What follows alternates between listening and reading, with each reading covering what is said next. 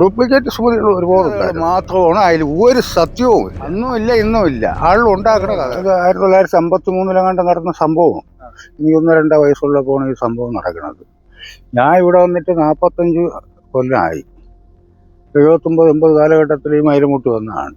അതിന് മുമ്പും ഇവിടെ വരാറുണ്ട്. നമ്മളെ ബന്ധുക്കളുടെ കൂടെ 4 താമസമുണ്ട്. എല്ലാവർക്കും ഈ ചരിത്രം അറിയാം.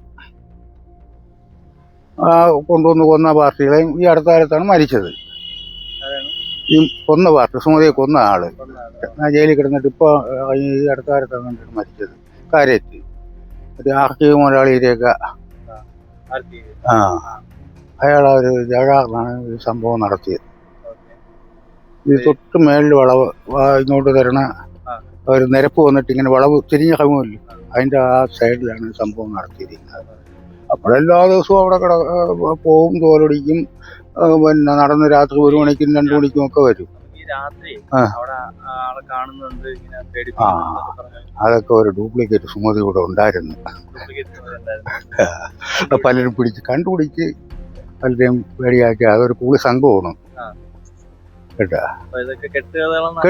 മറ്റ് 99% ഞാൻ പിന്നെ എനിക്ക് സർക്കാർ സർവീസിൽ ജോലി ഉണ്ടായിരുന്നു.